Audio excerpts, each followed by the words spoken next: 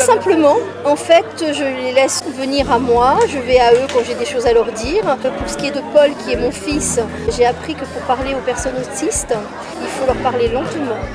Moi qui ai un débit plutôt saccadé d'habitude, je prends le temps de baisser ma voix et de parler doucement et lentement, en faisant attention qu'ils me regardent bien dans les yeux et en articulant. Ça, c'est un moyen pour que Paul comprenne bien, et les autres aussi.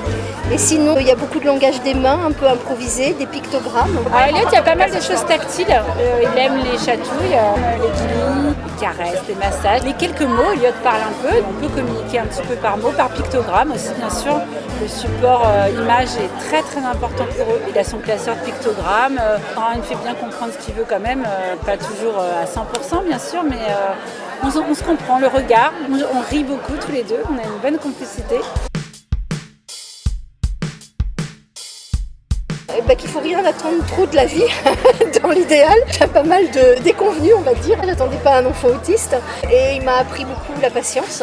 Également une certaine forme pas de l'apaisement, mais de me dire que rien n'est grave en fait. Voilà, là par exemple, c'est typiquement une journée où j'aurais pu trouver que tout est catastrophique. On avait tout organisé pour que tout soit parfait. Il a plu, tout est mouillé, on n'a rien pu.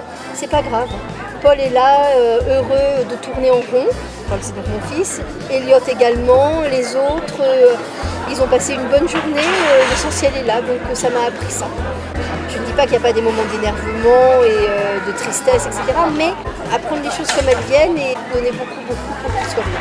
Mon fils et les autres. Avant, j'étais plus trop sensible au regard des autres. Là, maintenant, j'en ai plus rien à faire. J'étais ouverte d'esprit, je pense avant, mais le regard des autres, il a fallu que je l'affronte. Parce que quand on a un enfant différent, on l'a tout le temps sur soi. Et ça m'a apporté une richesse. J'étais comme tout le monde, faut pas croire. Moi, le handicap, ça me faisait peur. Je voyais un peu les handicapés comme des gens bizarres. J'avais pas spécialement envie de m'en approcher. Moi, je vais être très honnête. Et là, j'ai découvert vraiment des choses humainement. Quand je vois tous ces jeunes là qui s'occupent de nos jeunes dans l'association, ça me touche beaucoup. Ce qu'ils peuvent apporter à mon fils. Et ça me remet en question personnellement parce que je me dis...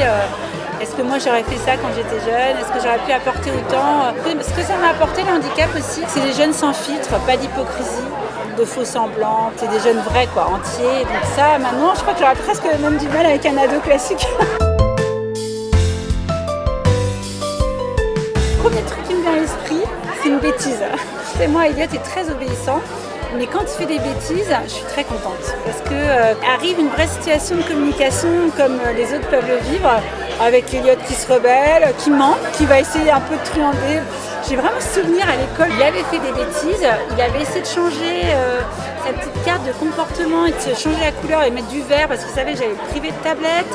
Après, il avait tenu tête à la maîtresse en disant qu'elle était méchante. Il avait fini dans le bureau de la directrice. En temps normal, c'est quelque chose qui pourrait faire peur aux gens, mais moi, j'étais trop contente que mon fils fasse une bêtise et puisse communiquer. Quand il fait des petites bêtises comme ça et qu'il se rebelle un peu et qu'il arrive à s'exprimer, je l'entends parler et là, ça me fait plaisir que quand il ne parle pas, évidemment. Donc, je suis contente d'avoir cet échange avec lui parce que c'est de la communication. Voilà.